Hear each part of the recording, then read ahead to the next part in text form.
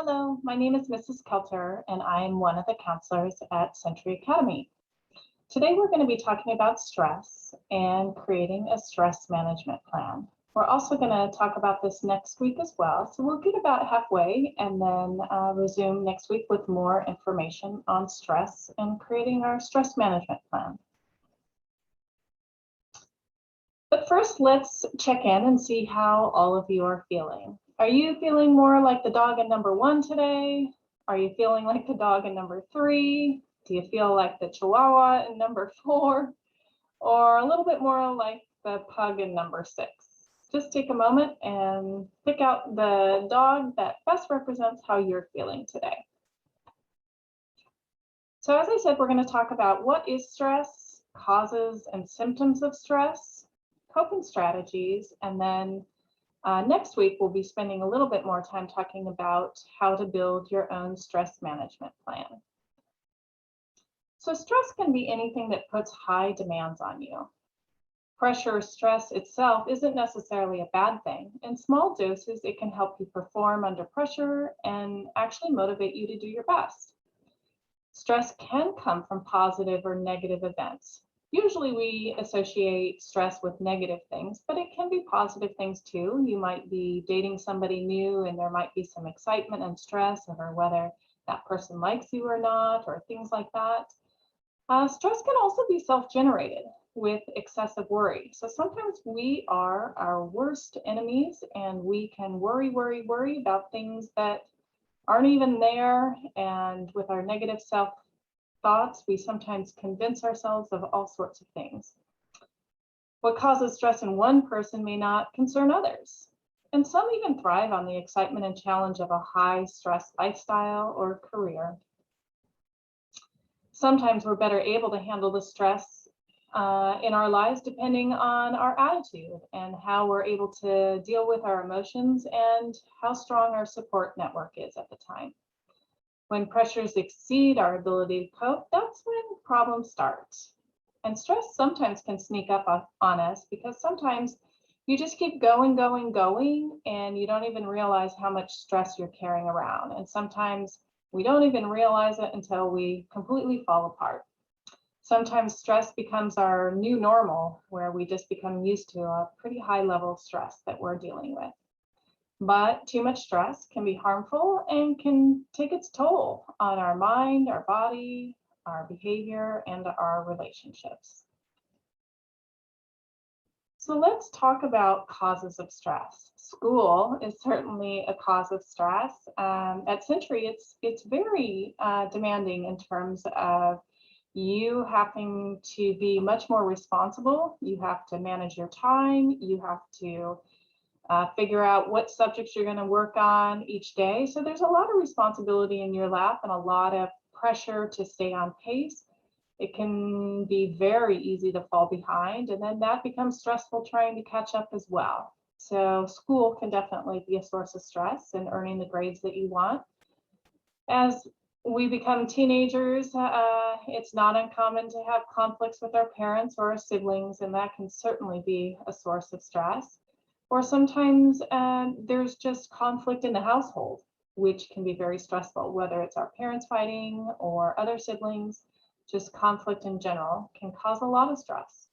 With COVID-19, there's certainly many of us who've lost a loved one to COVID-19 or other reasons as well in this past year or two. And that's certainly very stressful when you lose someone close to you. Trouble with friends can definitely cause stress, and social media.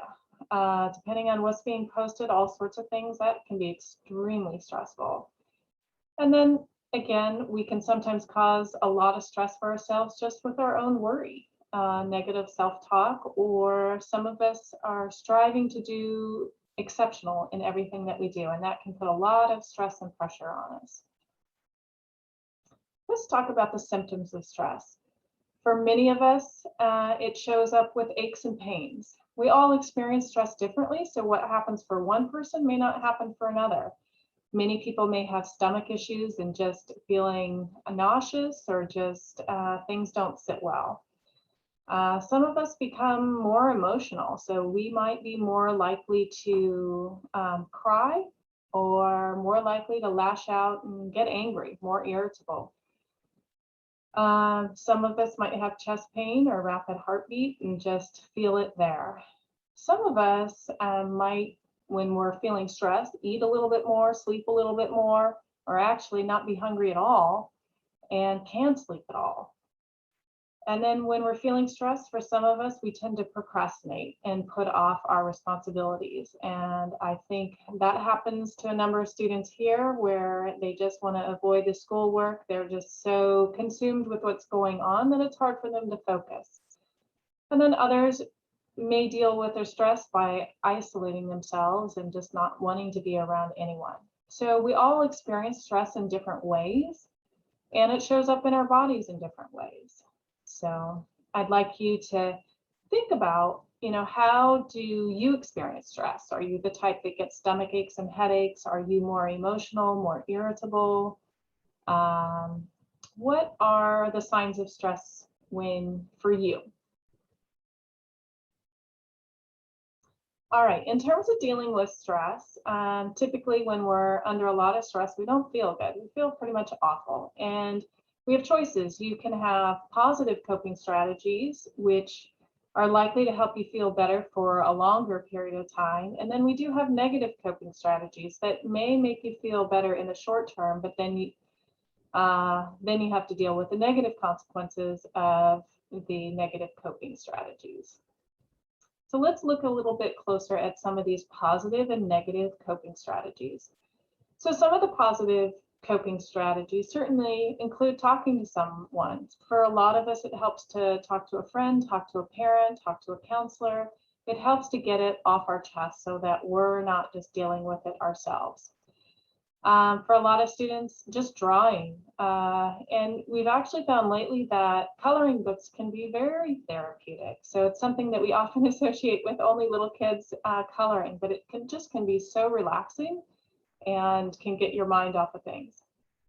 For a lot of people, exercise is really helpful. It gets them out, running, working out. It just is a way to kind of get that deep breathing and release a lot of that stress.